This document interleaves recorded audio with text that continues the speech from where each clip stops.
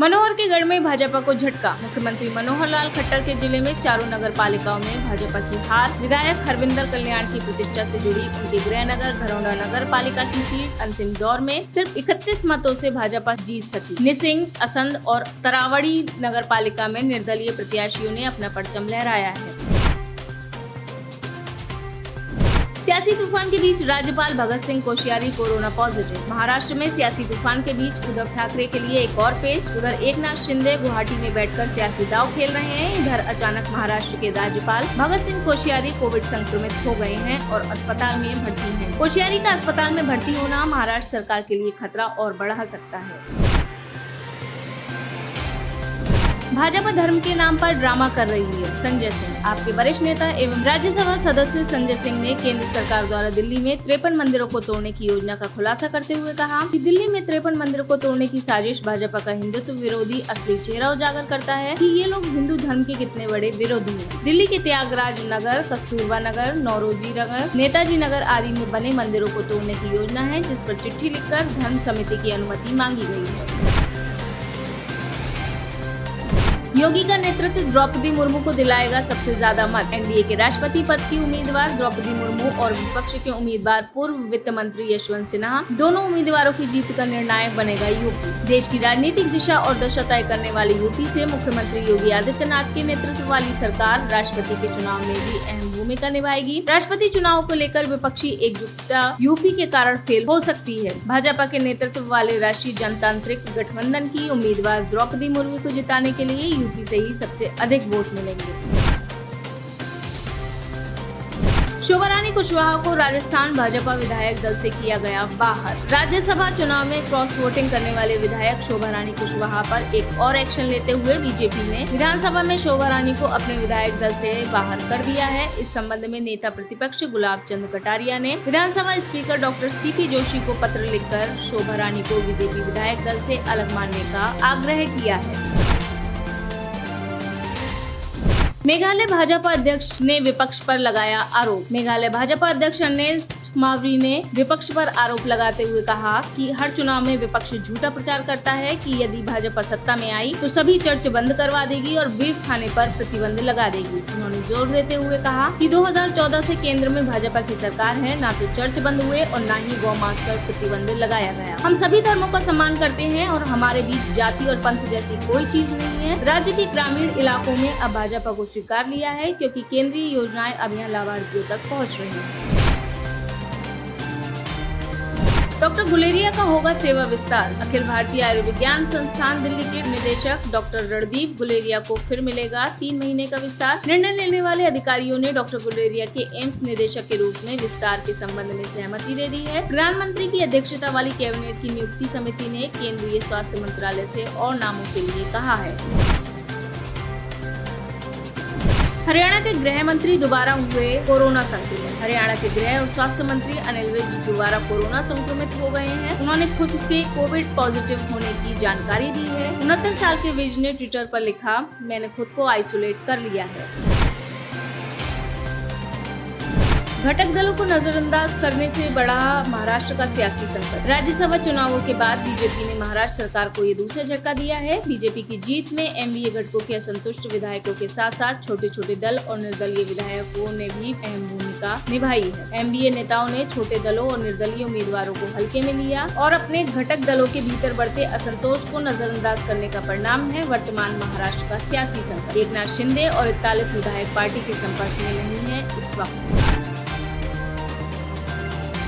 मनसुख मंडाविया करेंगे कोरोना पर समीक्षा बैठक। देश में बढ़ते कोरोना संक्रमण के मामले में केंद्रीय स्वास्थ्य मंत्री मनसुख मंडाविया विशेषज्ञों की कोर टीम के साथ एक समीक्षा बैठक की अध्यक्षता करेंगे। सूत्रों की माने तो ये बैठक दोपहर में भौतिक रूप में होगी। मंडाविया ने टीकाकरण अभ्यास हर घर दस्तक 2.0 अभियान की प्रगति को लेकर स्वास्थ्य मंत्रियों और राज्यों तथा केंद्र शासित प्रदेशों के वरिष्ठ अधिकारियों के साथ वीडियो कॉन्फ्रेंसिंग के माध्यम से होगी बैठक। बैठक की अध्यक्षता मनसुख मंडाविया करेंगे। बाबूलाल मरांडी ने मतदाताओं से 100% वोटिंग की अपील की। झारखंड की मांडर विधानसभा सीट पर उपचुनाव के लिए बृहस्पतिवार सुबह 7 बजे कड़ी सुरक्षा के बीच मतदान शुरू। 433 केंद्रों पर मतदान हो रहा है, जो शाम 4 बजे तक चलेगा। उपचुनाव में 3.54 लाख से ज्यादा मतदाता अपने मताधिकारों का प्रयोग कर सकेंगे। इनमें 1.75 लाख महिलाएं शामिल हैं। इसी बीच पूर्व मुख्यमंत्री बाबूलाल मरांडी ने मतदाताओं से 100% मतदान की अपील की। मतगणना 26 जून को होगी। दिल्ली पुलिस पर नहीं, मुंह से गंदगी निकलने के लिए थूका नेटर डिसूजा। कांग्रेस नेता नेटर डिसूजा का दिल्ली पुलिस पर थूकते हुए एक वीडियो तेजी से इंटरनेट मीडिया पर वायरल हो रहा है। इस वीडियो ने जब तूल पकड़ना शुरू कर दिया तो नेटर डिसूजा ने अपनी सफाई में कहा कि उन्होंने थूका जरूर था, लेकिन दिल्ली पुलिस के ऊपर नहीं, उनके मुंह में कुछ गंदगी चली गई थी जिसे वह थूक कर बाहर निकाल रही थी। दिनेश प्रताप सिंह ने अग्निपथ के विरोध को पूर्ण प्रायोजित राजनीतिक बताया। उद्यान, कृषि विपणन एवं निर्यात मंत्री दिनेश प्रताप सिंह ने अग्निपथ योजना के विरोध को प्रायोजित व राजनीति प्रेरित बताया। योग दिवस के मौके पर GIC ऑडिटोरियम में योग दिवस पर आयोजित कार्यक्रम के बाद उन्होंने पत्रकारों से इस मुद्दे पर बात करते हुए कहा कि देश सेवा करने की सोच रखने वाला युवा इस योजना के विरोध में नहीं है। जो विरोध हो रहा है वह राजनीतिक कारणों से प्रायोजित विरोध है। पीएम मोदी ने वाणिज्य भवन का किया उद्घाटन। प्रधानमंत्री नरेंद्र मोदी ने वाणिज्य और उद्योग मंत्रालय के नए परिसर, वाणिज्य भवन तथा निर्यात पोर्टल का किया उद्घाटन। इस मौके पर केंद्रीय वाणिज्य मंत्री पीयूष गोयल भी मौजूद रहे। देश के पहले उद्योग मंत्री डॉक्टर श्यामा प्रसाद मुखर्जी की पुण्यतिथि पर हुआ उद्घाटन। पीएम मोदी ने कहा, उनकी नीतियाँ, उनके निर्णय, उनके संकल्पों की सिद्धि स्वतंत्र भारत को दिशा देने में बहुत अहम रहे हैं। आज देश उन्हें अपनी विनम्र श्रद्धांजलि दे रहा है। माध्यमिक शिक्षा विभाग ने शासन को भेजा स्थानांतरण प्रस्ताव। माध्यमिक शिक्षा विभाग ने शिक्षकों, प्रवक्ताओं समेत प्रधानाध्यापकों के ट्रांसफर के लिए शासन को भेजा प्रस्ताव। प्रस्ताव के अनुसार लखनऊ, गाजियाबाद और गौतम बुद्ध नगर, मेरठ, आगरा, कानपुर, प्रयागराज, वाराणसी जिलों के जिला मुख्यालय से 8 किलोमीटर के अंदर स्कूल ऑनलाइन स्थानांतरण प्रक्रिया में शामिल नहीं होंगे।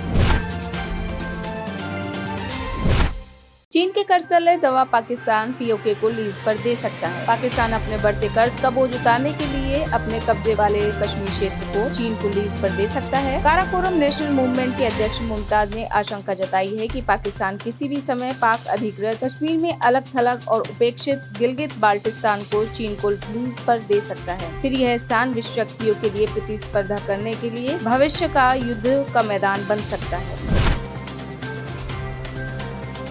बिलावल ने आर्थिक और चुनावी सुधारों के लिए जनता से मांगा समय। पाकिस्तान के मौजूदा आर्थिक संकट के लिए बिलावल ने पूर्व प्रधानमंत्री इमरान खान को ठहराया जिम्मेदार। बिलावल भुट्टो जरदारी ने पाकिस्तानी जनता से आर्थिक और चुनावी सुधारों के लिए मौजूदा शहबाज शरीफ सरकार के लिए कुछ समय मांगा। बिलावल ने अपनी मां बेनजीर भुट्टो की 69वीं जयंती पर लड़काना में एक सभा को संबोधित किया। बिलावल ने कहा कि पूर्व प्रधानमंत्री खान की चुनी हुई सरकार को हटाना जरूरी था, क्योंकि वह पाकिस्तान की अर्थव्यवस्था और लोकतंत्र के लिए खतरा बन चुकी थी।